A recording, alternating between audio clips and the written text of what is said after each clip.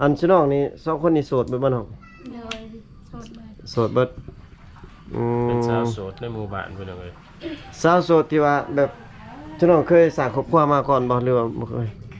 เคยสร้างครอบครัวเนาะ อ๋อ แสดงว่าเป็นสาวแม่ห้างเนาะ โดย ถามว่ามักนักผู้ใดกะจังว่ากันไป แม่น เดี๋ยวเว้ย ผู้หนึงลูกติดผู้หนึงบ่ลูกติดก็มักคนใดก็ เลือกตามสบายเนาะ เลือกล้มชิน้องล้มได้บ่บ่าวไทยล้มได้บ่เป็นบ่แบบ เป็น ล้ม ภาษาไทย บ่เป็น ฟังเข้าใจอยู่บ่ ฟังพอเข้าใจอยู่แต่ว่าบ่เป็น แบบเครื่องนุ่งเครื่องผ้าห่มได้ซะพอนั่นอยู่บ่น้องพอมีอยู่บ่ มีแต่แค่นี้ ผ้าห่มน่ะมีแต่ซำนั้นบัดพอน้องนอนแล้วนอนอยู่ไสซะน้อง พูด พอนอนอยู่พุ่น แม่น แต่น้องเพิ่นนอนอยู่นี่ฝนก็หัวอยู่นี่พี่น้อง น้องไอ้อยากได้หยังถ้าว่ามีคนช่วยคนเหลือนะ เอาตัวมันสำคัญอยู่ในครอบครัวนี่ตัวอย่างว่ามีผู้สิช่วยเนาะน้องอยากได้หยังตัวอย่างว่าตัวมันจำเป็นอะดีที่สุดเนาะทักทายสบายดีพ่อแม่พี่น้อง FC เบิดสุขุสุคนพี่น้องเว้ยมื้อนี้บ่าวผู้ไทยแล้วก็ทีมงานเนาะพี่น้องเนาะเดินทางมาสู่หมู่บ้านเขตชนบทพี่น้องเว้ยเดินทางมาจากตัวเมืองก็ไกลเติบพี่น้องเว้ยเนาะมื้อนี้เดินทางมาเพื่อสิไปหาน้องสาวเพิ่นเนาะ2สาวหรือ3สาวนี่ล่ะพี่น้องเพราะว่านัดน้องเพิ่นไว้แล้วพี่น้องเว้ยไปหาเบิ่งว่าน้องเพิ่นเป็นสาวมีห้างพี่น้องเว้ยเพิ่นว่าน้องเพิ่นเป็นสาวมีห้างเนาะก็เลยพาทีมงานไปเยี่ยมยามน้องเพิ่นอยู่เทิงเฮือนเนาะตอนนี้ยังบ่ฮู้เฮือนพี่น้องเว้ยทีมงานเฮาก็ยังรอท่าอยู่นั่นแม่นเบาไก่เพิ่นกับเบาเทินมาเพิ่นเนาะแต่บ่ฮู้ว่าเฮือนน้องเพิ่นอยู่ไสเนาะเพิ่นว่าอ้ายอันนั้นน้องเป็นสาวมีห้างเพิ่นว่าโอ้ก็เลยลุยมาเลยทีมงานเฮามักแบบสาวมีห้างนะก่อนโอ้ทีมงานเฮาพี่น้องเว้ยต้องมีแต่ผู้หล่อๆใส่เสื้อนี่มีแต่ผู้หล่อๆเนาะ เจ้าสบายดีเด้อพี่น้อง เพราะว่าจะต้องรอเนาะ หุ่งนี่พี่น้องเอ้ย หุงเป็นหุงเนาะ เจ็ดอยู่ แจ้งเป็นแจ้ง แบบนี้ต้องนุ่งใบหญ้าบังคืน โอ้เพราะว่ามันเงียงเลยเนาะ ย่างไฟ บ่ไต่ไผ่ก็ได้ตัวแรก มีหยังนี่ผู้ใดนี่นะผู้ใดยืนนี่ จักผู้ใดสีดำๆแดงๆ อ๋อ คือสิแม่นเจ้า ไท บ่ ย จักบ่ผู้ไทยบ่จัก โอ้ บ้านหน้าซ่าแนว แต่สิได้เนาะเตี้ยโพด เออมันสั่นมันเนาะ มันชัด โอ้พี่น้องเว้ย สูงๆมัน นี่ แม่น เสือขึ้น พี่น้องเว้ย ไม่ใช่เฮือนผู้สาว งามเนาะเจ้าหน้างามโดยเป็นเสื้อนะ ปั๊บบักซิบ อยู่ไสเลยเฮือนผู้สาวนะ จังว่านี่แหละรอหาแถวนี่แหละ ยังหาอยู่เนาะยังท่าหามแต่ว่าบ่ฮู้ว่าน้องเพิ่นอยู่ไสพี่น้องเว้ยตอนนี้รอท่าอยู่กับทีมงานตอนนี้มัน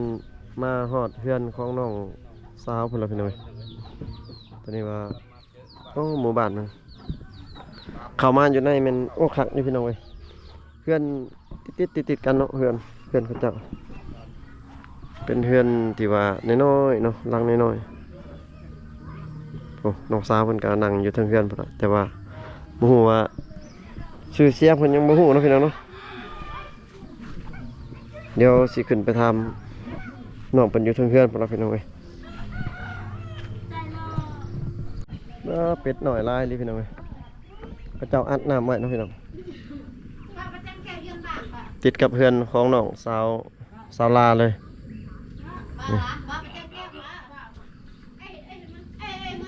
เดี๋ยวสิพา FC ขึ้นอยู่เทิงเฮือนของน้องสาวลาเนาะโอ้พี่น้องเอ้ยขออนุญาตขึ้นก่อนพี่น้องขออนุญาตขึ้นเฮือนของน้องสาวลาเพิ่นพี่น้องเอ้ยตัวเดี๋ยวสิเข้าไปอยู่ในเนาะพี่น้องเนาะพี่น้องเอ้ยตอนนี้ก็ขึ้นมาอยู่เทิงเฮือนของน้องสาวยังเนาะ ไอ น้องสาวไอคิดว่าน้องสาวลาไอลาบ่ แม่นายลา ชาวไอ้ชาวลาเนาะ เป็นสาวไอ โดย ไอ้แบบ เจ็บคอนี่บ่ บ่เป็นไอ้เฮ็มไอ้เฮ็ม สบายดี FC แน่น้อง สบายดี FC อยู่เพื่อนคนเดียวบ่คนเดียวบ่อยู่เพื่อน หมอน้องไผ่อันนั้นน้องสาย 3 คนอยู่ในกันนี่ อยู่กันนี่7 คนพอกับอันนั้นน้องสายผู้หนึงหาไปเฮ็ดเวียกที่สวนกล้วยบ่มีข้าวกินไปทำจางที่สวนกล้วยดิ บ่มีข้าวกิน แม่น 7 คนอยู่ในเฮือนนี่เนาะพี่น้อง คือว่า พ่อแม่เขายังอยู่ คือว่าข้าวยนต์ข้างหลังน่ะ อันนั้นนี่เคยไปรับจ้างสวนกล้วยได้หาก็เมื่อดิ เออแล้ว แล้วค่อยซื้อ ซื้อข้าวนี่เลย แม่นค่อยซื้อข้าวนี่เลยค่อยก็อยู่เฮือนบ่ได้ไป แสดงว่าเขาน้ำซัมปานี่บ่พอกินอยู่เฮือนเนาะ แม่น ลักษณะผู้ใดไปแต่ซื้อข้าวมาแล้วหยุดให้ผู้อื่นไปต่ออีกแม่นบ่เนาะ เป้าหนึ่งกลุ่มบ่เดือนหนึ่งกลุ่มบ่พวกน้องเดือนน้อง กุ้มอยู่ กลุ่มนี่ คัน เนาะ อันนั้นพอไปเลยเมื่อกุ้ม อืม อืมครับพอน้องไปรับจ้างแล้วอยู่หันเลยบ่ แม่นเนาะอย่าเราไปนอนพุ่นเลยบ่ได้เมื่อ พ่อแม่น้องน่ะยังบ่ติแม่ก็ยังบ่ แม่เสียแล้วตอนแม่เสียเฮายังน้อย โอ้ แม่เสียแต่ยังน้อยพุ่นน้องเนาะ แม่น อืม น้องอายุได้จักปีแล้วปีนี้ 25 ปี 25ปี เอ้า 5 ปี ก็มาเจอแบบรุ่นอายุหลายพี่น้องเอ้ย 25ปีแสดงว่าหนุ่มไทยนี่แสดงว่าเอาได้แล้วเนาะ แม่น เพราะว่าหนุ่มไทยนี่ต้องการแต่อายุประมาณ19หรือ20ปีขึ้นไปเนาะ แม่นรุ่นห้อยกับรุ่นใหญ่พี่น้องเอ้ย รุ่นใหญ่เด้อพี่น้องเอ้ย จักบรรดาเนาะไอ้บ่าว จักอบอวบดุนดีเครื่องอะไรกันดีในนั้นนึงโอ้เพียงนะย่อพระเข่ามาเลยพี่น้อง บ่มีแนวกิน น้อง เมียงยังย่อพระเข่ามาให้ช่วยอ้ายบ่นี่ แม่น ตอนเข้าพี่น้อง โอ้ ครับเป็นตอนเด้อ อา พี่ หาร น้อง ธรรมชาติ พี่น้องได้อาหาร ใหม่ น้องกินได้สักข้าวซะ น้อง กิน กิน ได้ แล้ว หรือยัง ยัง ยังบ่ได้กินข้าวเช้า แม่น เออ พวกอ้ายกินแล้วได้พวกอ้ายได้ แสดงว่าอันนี้แม่นอาหารชุมน้องมันบ่ บ่เอาไว้ให้จุอานี่แห เอ ละ แสดงว่า แม่น ช่วยอ้ายกินแล้วได้ช่วยอ้ายนะ ชุมน้องกินได้ มีแต่สิเบิ่งช่วยน้องแล้วกินบัดนี้ เอาหมดละ มีแต่ทานเพียงนะพวกอ้าย กลับมาเนาะ หมดจ้ะ เข้ามากันกินน่ะ กินรสพวกน้อง หรือว่ากินบ่กินก็ต้องได้ต้อนรับคนแขกคนมาเฮือนน่ะ แม่น หีดทองเนาะ เป็นหีบเป็นข้องพี่น้อง กินหน่อยหนึงก็พอใจเพิ่นว่าหับแขกมาใหม่พี่น้องบ่เฮาก็มาครั้งแรกเนาะบ่าวผู้ไทยบ่าว แม่ อาหารหลักนี่หน่อไม้บ่ย่ํนี่กินหน่อไม้บ่อาหารหลัก กินแต่หน่อไม้ กินแต่น้ำไม้ได้จะนั่งได้ข้างล่างก็ได้เอา อันไหนนะจะเป็นยัง ๆพี่น้องเอ้ยอาหารเป็นหน่อไม้ อาหารยังหลักๆอยู่ในบ้านน้องกินช่วงนี้ได้ยังกินอาหารแบบอาหารแซ่บๆที่สุดมียังได้ มีแต่หน่อไม้แต่หน่อไม้ มีแต่หน่อไม้บ่ ไปอันนั้นไปซ้อนนะอันนั้นลูกหัวกิน โอ้ ส่วนลูกหัว แม่น ห่วงก็ได้ลายอยู่บ่ ลายอยู่ โอ้ บ่ได้กินเนาะกันไป เจ้านี่ซื้อยังก่อนเจ้านี่ สิเกต ซื้อเกตซื้อเกต เกรดกับไอ เกตไอ ซาวล่า อายุนี่ซ้ำกันบ่ชุนว่าสองคนผู้ใดแก่กว่ากัน เก่า เจ้าทราบเก่า เออ โอ้ผู้นี้25 25แสดงว่าคนนี้เป็นเอื้อยพี่น้องกันบ่เจ้า พี่น้องแม่น เป็นสาวโสดคือเบิดเลยเนาะ อันชื่อน้องนี่สองคนนี่โสดเบิดบ่น้อง โดยสดเลย โสดเบิดเป็นสาวโสดในหมู่บ้านพี่น้องเอ้ย สาวโสดที่ว่าแบบชื่อน้องเคยสร้างครอบครัวมาก่อนบ่หรือว่าบ่เคย เคย เคยสร้างครอบครัวเนาะ โอ้ แสดงว่าเป็นสาวแม่ห้างเนาะ โดย สาวมือหลังหรือว่าสาวหอบซองเพิ่น สาวมือสอง ซาวมือซองว่าจะเนาะ ก็ยังงามคือเก่าเด้อพี่น้องคือผู้สาวขึ้นใหม่เนาะ คือน้องไอ้นี่โสดจักปีแล้ว 5กับปีปลาย หาก็โสดปีปลาย ปี เนาะ ปลายบาดน้องนั่นได้ซั่น 4 ปี โสด4ปีแล้ว โดย ยังบ่มีผู้บ่าวมาลมตอนนี้ ยังบ่มี น้องไอ้ได้สาบ่มีบ่ คือกัน อืม บ่มีผู้บ่าวลม บ่มี ผู้ใดมีลูกติดนั่นเนี่ยเอา ผู้เอ้ยมี โอ้ผู้ใดมี มีจักคนล่ะ สาวเกตนี่มี สองคน สาวเกตมีลูกติด2คน ผู้หญิงหรือผู้ชาย ผู้หญิงหนึ่งผู้ชายหนึ่ง โอ้ อืม ถ้าผู้ใดอยากได้กำไรแบบอยากถึงหวยก็ ต้องเอาซื้อ1แถม2พี่น้องเอ้ย แม่นๆพี่น้องเอ้ย แต่อันนี่แต่น้องสาวไอ้นี่บ่มีลูกเนาะ บ่มี โอ้แสดงว่าสร้างครอบครัวบ่ดนแล้วป้ากันบ่น้องไอ้ โดย ถ้าว่ามักฮักผู้ใดกะจังว่ากันไปน้องเอ้ย ผู้หนึงลูกติดผู้หนึงบ่ลูกติดก็มักคนใดก็ เลือกตามสบายเนาะ เลือกล้มชื่อน้องล้มได้บ่ผู้บ่าวไทยล้มได้บ่เป็นบ่แบบ เป็น ล้ม ภาษาไทย บ่เป็น ฟังเข้าใจอยู่บ่ ฟังพอเข้าใจอยู่แต่ว่าบ่เป็น เออ ว่าไทยโทรลมเด้พวกน้องก็ลมน้ำเลย โดยลมใด ลมได้อยู่เนาะ โดย เว้าได้เนาะภาษาไทยแล้ว แสด คุณ งว่า คุณทำอะไรอยู่ ทานข้าวหรือยังหมายถึงว่า แสดงว่าคันว่านี่ชุดน้องก็มีที่แบบ2ทางการติดต่อน่ะมีบ่ ดิ โท น ร เฟ ศัพ ซ ท์น้องก็มีติ เป็นเพจเป็นไลน์ไม่มีบ่พวกน้องดินอยู่บ่ ดินเฟซบ่น้องดินเฟซบ่ เวลาดินเฟซเนาะ แอปก็ลิน ดิน ดิน แอป เบิดแม่ อืม ซื้อในเฟซน้องน่ะ น้องไอลา น้องไอล่า ตัว ภาษาลาวเนาะหรือภาษาไทยภาษาลาวบ่ ภาษาลาว สลาวบัดน้องเกด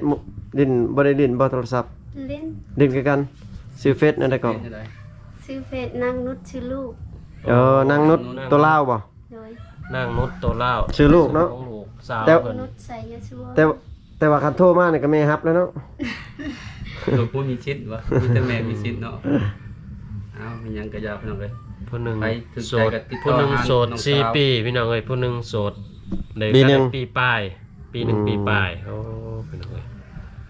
น้องมีสเปคบ่มักผู้บ่าวมีบ่น้องมีสเปคแบบใดมักรอเราบ่ใหญ่ยาวสูงขาวอาลาดบ่ อย่ามักตำมักเตี้ยว แบบใดก็มักเบิด ขอได้ แบบได้ก็มักเบิด แม่น แสดงว่าแบบใดก็ได้มักได้เนาะ แม่น ผู้เฒ่าผู้หนุ่มก็ได้เบิด ได้เบิดติเขามัก โอ้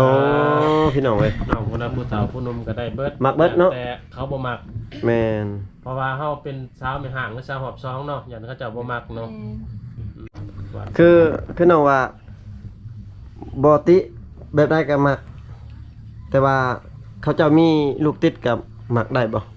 ตัวอย่างว่าเขาเจ้าปะอย่าห่างกันกับเมียแต่ว่าเขาเจ้ามีลูกติดนี่ แต่ว่าเขามามักน้องนี่มักเอาได้บ่ มีลูกดินเอาความหมายเราถาม มักและแนวถึงใจ เอ้ย คันถูกใจกันบ่มีปัญหาเนาะ แม่น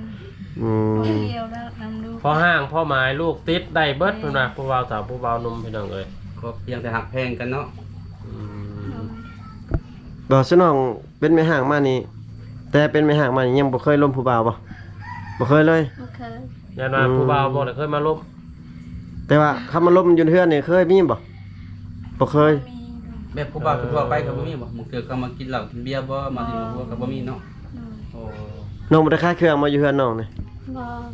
เอ่อแสดงว่าบ่คือน้องสาดีเนาะเป็นคายเครื่องยังอยู่ในเฮือนเลยก็เป็นรายได้เสริมหนิดนึง มันว่าเรื่องแบบงบประมาณมัน แม่ บ่มีทุนว่าสิซะ แม่น เพราะว่าสิได้แค่เครื่องข้าวสิกินก็ยังขาดกันเครื่อง แม่ ยังบ่มีข้าวบ่มีหยังกินเนาะ อันนี้ก็เขาทางหลังกับน้องเพิ่นไปรับจ้างแล้วก็มาซื้อเขาวจังได้พักผ่อน ข้าวนี่ยังสอบเดียวนี่บ่ข้าวน่ะ แม่น คันเบิดนี่คือเบิดเลย เบิด เบิด แล้ว เบิดเลยไปหับจ้างอีก รับจ้างแล้วมาซื้อข้าวต่อ โดย มื้อเท่าไหร่ก็เจ้าจ้างมื้อเท่าไหร่ มือเส้นยัง มื้อนึง100,000เนาะ แม่น อ๋อ มาซื้อข้าวกินเนาะกิโลกินหน่อยเบา มี7คนอยู่ในเฮือนก็หลายคนอยู่พี่น้องแต่ว่าเฮือนนี่ติน้อยๆเนาะฝนเวลาฝนตกนี่บ่หัวบ่น้อง พวกมดเบิ่งนั่นกระเปียก โอ้หัวเบิดพี่น้องเอ้ยเพิ่นเอาอันนี้ บนนั่นกระเปียกเบิด ปอตัว ยายกันนอน อ่ะไผนอนอยู่นี่เนาะไผนอนอยู่นี่ บนนอนค่อยแหละอยู่พุ่น บ่นอนน้องบ่นอนอยู่นี่ฮะ แม่น ปอตัวเบิ่งน้ำหัวพี่น้องเอ้ยนี่เพิ่นกลางเอาน้ำกลางอยู่เออ เพื่อนนี่ฮะก็เฮ็ดแล้วบ่รู้จังได๋คือว่ายังใหม่ คือว่ายังใหม่ๆเฮ็ดแต่โดนแล้วบ่น้อง หมอหากะ ฮัก จัก เฮ็ด ปีแล้วซั่นเนี่ยเพื่อนนี่ ได้ละ2 ปี อืม บ่โดน บัดเฮือนเก่าชิน้องอยู่ไสซะ อันนี้ตอนยังบ่ได้ไงเฮือนนี่ก็นอนอยู่พุ่นนั่นแหละ เฮือนน้อยๆหั่นละ แม่น ปอตัวพี่น้องเอ้ยเพิ่นนอนอยู่พุ่นเด้อ 6-7คนก็นอนอยู่หั่นแหละว่ะ แสดงว่าครอบครัวน้องนี่ก็แบบขาดเคินเนาะ แม่น อืมแบบเครื่องนุ่งเครื่องผ้าห่มได้ซะพอนั่นอยู่บ่น้องพอมีอยู่บ่ มีแต่แค่เดียว ผ้าห่มน่ะมีแต่ซำนั้น อื้อ อ๋อ แต่สำเร็จนะพี่น้องเอ้ย บัดพอน้องนอนแล้วนอนอยู่ไสซะน้อง พุ่น พอนั่นนอนอยู่ทางเทิงนี่เนาะทางเบื้องนี้ พอนอนอยู่พุ่น แม่น แต่น้องเพิ่นนอนอยู่นี่ฝนก็หัวอยู่นี่พี่น้องเอ้ยแล้วก็ผ้าห่มนี่ อ้าว ยัง สม เหลือ มุติ แต่ ว่า นี่ คือน้องนอนอยู่บัดผู้บ่าวขึ้นมาดินนี่เขาขึ้นมาเทิงเฮือนเลยบ่มาถือดินอยู่เทิงเลยบ่ ขึ้นได้ โอ้ อืม บัดพอนอนอยู่เฮ็ดได้เขาสิกล้าล่มจังผู้บ่าว ข้าวก็ล่มแบบนั้นแหละ ค่อยๆล่ม แม่น ลมเกรงใจกันดิเนาะค่อยเว้าค่อยว่าไปเนาะ อืม โอ้แสดงว่าบ้านชุมน้องนี่ขึ้นล่มกันในเฮือนก็ได้เนาะผู้บ่าวผู้สาวเนาะ ได้ ส้นเผายังชุน้องนี่ มังกองบ่ มันก็ มังกร เอามันก็ ขึ้นอยู่เฮือนได้เนาะลมบ่าวลมเช้า โดย หากนี้ยังบ่มีคนมาล่มเนาะ บ่มี พี่น้องเอ้ย ยังบ่มีคนมาลมงามปานนี้ยังบ่มีใครมาลมพี่น้องเอ้ยนี่สาวแม่ห้าง ทั้งสองคน ทั้งสองเลย คือว่าไผมัก คนอายุหลายหรือว่ารุ่นใหญ่ๆก็มีพี่น้องเอ้ย ต่อหาได้เนาะ สาวลูกติดกับสาวลูกบ่ติดก็มี แม่ คือเฟซน้องๆเฮาก็ตามเฮาเว้าในผ่านมานั่นแหละพี่น้องเอ้ย อันน่ะน้องคือไอ้อยากถามว่าแบบสาเหตุเป็นจังไดคือว่าจึงมาเป็นแม่ห้างนี่ผิดเถียงกันบ่กับผัวกับหยังกับลูกกับผัว ผัวติดอันนั้นเลยผัวติดยา อ๋อ อายุนำกัน4 ปี อยู่ร่วมกัน4ปีแต่บ่มีลูกมีเต้าเนาะ แม่น ผัวติดยา โดย คือน้องนี่คือกันบ่แบบพวกมักลิ้นแซวลิ้นซาวบ่บ่ เลย เออ เอาไหม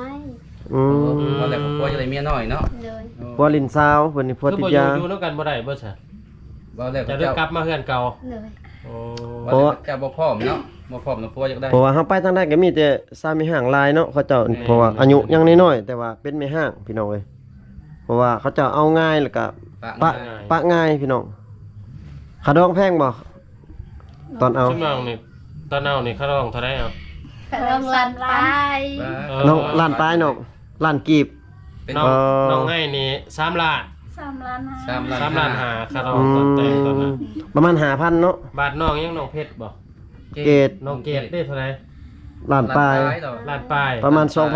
หมู 3,000 หน่อยตัวหนึง มือหน่อยตัวนี้ หมูหน่อยตัวนึง เออ พี่น้องกระดองถึกเนาะ ขาดองถึกปานนี้คนบางงามคือว่าขาดองถึกแต่มักข้าวแห้งบ่ตะกี้มักข้าวแห้งเนี่ยเนาะ โดย ขับมาล่มก็ถึกใจก็เอาปั๊บเลยเนาะ ขย้อนจังสร้างครอบครัวเนาะจน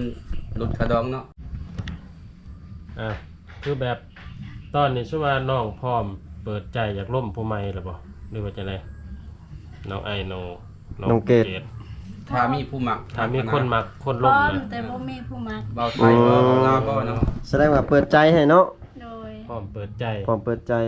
พร้อมแต่งพร้อม พร้อม ถ้ามีคนอยากมาแต่งนี่พร้อมเนาะ พร้อม เอาขาดองแพงบ่ชุดบ่ลาวบ่ไทยสิ แต่ มา งหอบที่สองเอา บอกแพ้ สิเอาขาดองเท่าไหร่ประมาณว่าเอาชุดว่ามีบ่ลาวบ่ไทยมาเอา แต่ ก็ มี ให้ คน เท่า มา ไร ล่ม ก็เอาซ้ำนั่น โอ้แล้วแต่ผู้สิให้ โดย ติดตามเนาะ อ๋อโต เขาจะหักหมั่งกันเนาะ โดย สมมุติไอ้มี200,000นี่สิมาในชุดประมาณนี้ได้บ่ ได้ เออโอ้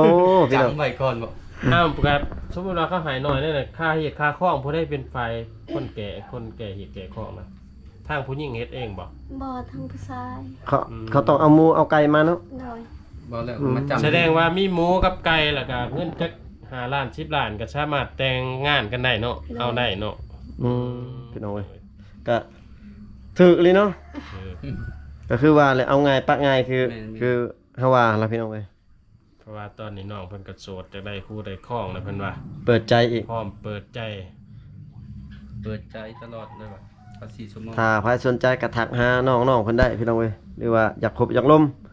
หรือว่า FC ท่านใดอยากช่วยอยากเหลือเนาะที่ว่าสนับสนุนน้องๆก็สามารถ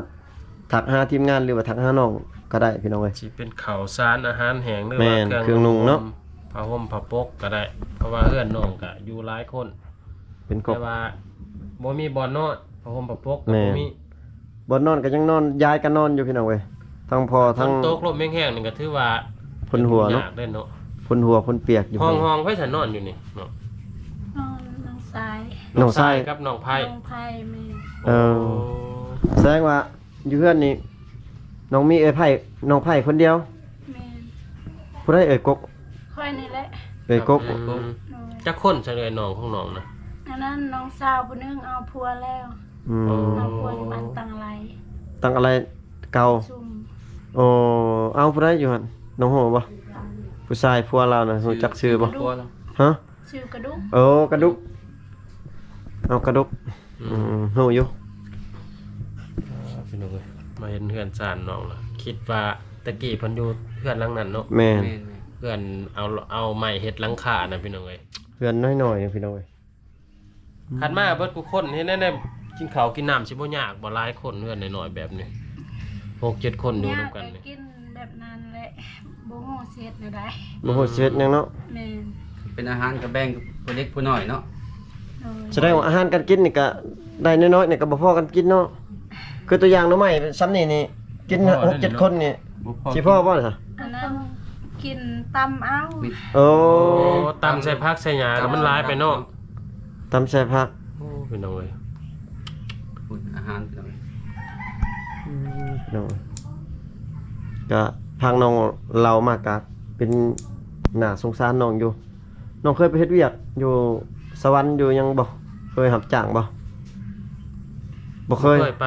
อืม เคยไปแต่สวนกล้วยเวียดไปรับจ้างอยู่หั่นมันไกลพออยู่ในบ้านเนาะ ยันว่าเคยไปหารับจ้างของจักรโรงงาน อืม บ่เคยเนาะ บ่เคยไป อืม ผ่านมาไหมนี่แบบเคยบ่อดข้าวอดน้ำข้าวเบิดข้าวยังฮะ อด เคยบ่ เคย เข้าเบิดบ่จังอด แม่น2-3มื้อก็อดกินแต่หน่อไม้ โอ้ ช่องขาดข้าวบ่มีข้าวกินเนาะ อิ่มบ่กินหน่อไม้ บ่อิ่มก็กิน บ่อิ่มก็กิน พร้อมเนาะเพราะว่ามันยาก บ้านหลังจากนั้น น้องก็เคยติ เคยคือกันน้องก็บ่มี อยู่เพื่อนน้องน่ะจักคนอยู่เพื่อนน้องน่ะ 11 เออ เฮงได้ ตัว เงินน้องสาวเกต เพื่อนน้องอยู่ทางใดน้องเจ้าเกต 11 คน 11คนพี่น้อง ค่อยเบิ่งนี่แต่ละครอบครัวนี่คือสิเคยอดข้าวแล้วค่อยเบิ่ง แม่น อยู่เขตนอกเอานี่เนาะ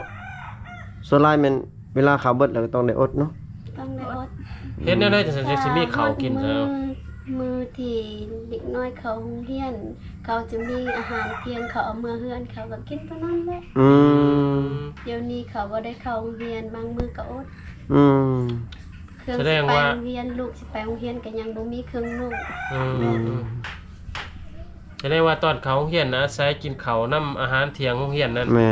โดย อาหารเที่ยง บัดตอนนี้พักโรงเรียนนั่นก็ถือว่ามื้ออดมื้ออยากมื้อได้กินมื้อบ่ได้กินพี่น้องเอ้ยเฮ็ดได้สมว่าตอนชุมน้องบ่มีข้าวกินน่ะไปรับจ้างบ่หรือว่าไปหายืมหาหยัง รับจ้างซื้อเป็นโลเอา อ๋อ รับจ้างน้องเวียด ซื้อข้าวเป็นโลเนาะ โดย ฉน้องเฮ็ดแต่ให้บ่ เฮ็ดให้ น่าบ่มี บ่มี อืม อยู่ผู้บ่ได้เนาะเฮ็ดให้เนาะไกลบ่ บ่มีผู้ เออ แถวนี้บ่มีผู้ แต่ว่าแสดงว่าบ่ได้ไกลปานใดเนาะ หลายบอลบ่ชุมน้องเฮ็ดให้เอ้าน้องเกดเฮ็ดจักบอล จังบ่เนาะ วันเดียวปีนี้ปีกาย2วัน เออน้องเด้ซะน้องไอเด้ บอนเดียว อืมบ่เดียวก็ ปี กว้าง ปีหนึงได้จักสอบเอ้าน้องเกดได้จักสอบปีหนึงเฮ็ดให้ ปีหนึงให้ปีหนึงได้20ซอบแต่บ่พอกินคนบักเลยแหละ พ่อแม่นแม่นชาสอบน้องไงได้สักจักสอบปีหนึง ปีหนึงอะได้20ไปกัน โอ้แต่ กว้า ว่าง บ่ กุ้ สั ม นให้นะกว้างบ่ กว้างอยู่แต่นั้นเบิด หญ้าหกอยู่บ่หญ้า หก เสียตลอดเลยเนาะ เสีย อืมคันบ่เสียก็บ่ได้กินนะเนี่ยข้าวบ่หญ้ามันต้องได้เสีย ชาได้เห็นให้พี่น้องเลย อย่าว่าซีดเอาบ่ได้ซีดบ่แบบเอายาบ่ บ่ บ่มีเงินสิซื้อยา ต้องใส่ให้งานคนเนาะ โดย ช่วงนี้เฮ็ดหยังรับจ้างหยังตอนนี้อยู่ในบ้านนี่เสียหญ้าให้หญ้าสวนบ่หรือว่าปลูกหมอกปลูกมันปลูกไม้วิกนั่นนี่เขา บ่ เฮ็ด มี เนาะ ไผสิจ้าง บ่มีคนบ่มีวันรับจ้าง มีแต่เวียดอยู่ชวนกล้วยนั่นแหละ ไปหารับจ้างอยู่เวียดเลย โดย ผู้สิจ้างก็บ่มีแล้วนะเนาะอยู่บ้านนี่เนาะบ่มีเงินสิจ้างมีแต่เฮ็ดเองเนาะ เฮ็ดเอง อืม แถวเฮาแถวเมืองยังว่ามีรับจ้างแบบเป็นรายวันเด้อพี่น้องเอ้ย วันหรือว่าดำหน้าเนาะ อันนี้มัน หรือว่า บ่มีเลย ดำหน้า ไปค้นขอคนเครื่องซอยเขากับพ่อเด็กแก่บาทเงินค้ำแบบอยากใส่ใจายนั่นได้สามารถจะใช้เอา บ่มี มีอยู่บ่เงินใช้นี่ บ่มี มีบ่200,000 300,000นี่โตบ่มีเนาะบ่มีเลย แบบลักษณะอยู่แบบมือต่อมือไป อยู่ นะ แบบ ว่า แม่นวันไปวันๆนะมีก็กินบ่มีก็คืออด แต่มันก็ดีนั่นหนึงเพราะว่าอยู่ชนบททำบ่มีค่าใส่ใจายห แม่ ลาย น พอปานใดเนี่ย มีแต่เนี่ยเวลาจับเจ็บเป็นนั่นแหละเนาะ อืม คันว่าบ่มีเงินก็อยู่ไปแบบนี้แหละ สามอาหารการกินไปหากันยังพอได้กินอยู่ แต่ว่าคันสิแบบ ต้องดุได้ ในเมืองในหน้าแม่น อยู่ในเขตชนบทต้องดุสอบอยู่หากินเนาะ อาหารธรรมชาติเนาะ ถ้าบ่มี ผักหญ้า บ่ไปหาก็บ่มีแม่นบ่ โดย อืมเป็นเอาไว้ก็ถือว่าถามข่าวเนาะก็สมมาพระควรน่ะพี่น้องนั่นแหละสิถามเพิ่นว่าถ้าว่ามี ผู้ใหญ่ ใจบุญอยากช่วยอยากเหลือน้องเพิ่นต้องการหยังพี่น้องเอ้ย น้องไอ้อยากได้หยังถ้าว่ามีคนช่วยคนเหลือนะ เอาตัวมันสำคัญอยู่ในครอบครัวนี่ตัวอย่างว่ามีผู้สิช่วยเนาะน้องอยากได้หยังตัวอย่างว่าตัวมันจำเป็นอะดีที่สุดเนาะ พวกเขาวบ่พวกผ้าห่มผ้าปุกหรือว่าเครื่องนุ่งห่มมันหยังกันนะ เลยนะ อัน น้ นั้ อง น สิเอาหยัง อยากได้เครื่องใช้อันนั้นข้าวกิน เป็นหลักเป็นเข้าเนาะ โด เนาะ ย อยากได้เครื่องใช้นี่ตัวอย่างเครื่องนุ่งผ้าห่ม ผ้าห่มเครื่องนุ่งกับข้าว เข้าชุดหลัก เสื้อนอนก็อยากได้ป่ะเสื้อนอนนี่บนปูมันนี่เสื้อนอนก็จะได้ นอนอยากได้เนาะ อยากได้เบิดข้าวก็จะได้เนาะ โดย พี่น้องเว้ย บัตรอันนั้นนี่น้อง น้อง เพชร เกด ใช่น้องเกด น้องเกด น้องเกดได้ซะ ชื่อเพชร ตัวมันจำเป็นเนาะอยากได้หยังเนาะ อยากได้ข้าวกินและอยากได้เครื่องนุ่งให้ลูกไปโรงเรียน อยากได้ข้าวกินเนาะ องเกดแม่นข้าวกินครับเครื่องนุ่งห่มให้ลูกไปโรงเรียนเนาะ โดย เสื้อขาวทรงสินนั่นแหละ แม่น เครื่องเล็ก แม่น น้อย แม่ เครื่องเขาโรงเรียนมันสิใช่พี่น้องเอ้ย โดย เพราะว่าน้องก็มีลูก2คนพี่น้องเอ้ยลูกติด2คนจักปีแล้วลูกน้องนะ ผู้เอ้ย7 ปีผู้น้อง4 ปี แสดงว่าเขาโรงเรียนเบิด2แล้วบ่ โดย โอ้ ปหนึ่งปสองนี่เนาะประมาณ นะพี่น้องเว้ย ซื้อ1แถม2ทางน้องเกด ถ้าว่าผู้ใหญ่ใจะดีเนาะเรียนเห็นคลิปนี้หรือว่าอยากช่วยอยากเหลือก็ทักหาน้องๆเพิ่นได้หรือว่าทักหาทางทีมงานเฮาได้พี่น้องเว้ย ก็ฝากช่วยเหลือซัพพอร์ตน้องๆได้พี่น้องเอ้ย เขาก็ เป็นข้าวเป็นน้ำหรือว่าเครื่อง ทางมาถ่ายน้องใหม่เนาะก็อยากให้ FC หรือว่าผู้ใหญ่ๆเพิ่นเห็นหั่นล่ะช่วยน้องๆเพิ่นน้องก็เป็นครอบครัวที่ว่าทุกข์ยากไอ้ลีพี่น้องเว้ย หลายคนอีก พี่น้องเว้ย คือเพื่อนน้องเกดกับน้องไอ้นี่ผู้ได้หลังใหญ่กว่ากันเพื่อนชานนี่ ผู้ใดหลังใหญ่กว่ากัน ใหญ่กว่าเพิ่นผู้เอ้ยนี่ใหญ่กว่า ใหญ่กว่าหลังนี่เนาะ โดย เพื่อน มาได้อยู่ เป็นเพื่อนแป้นบ่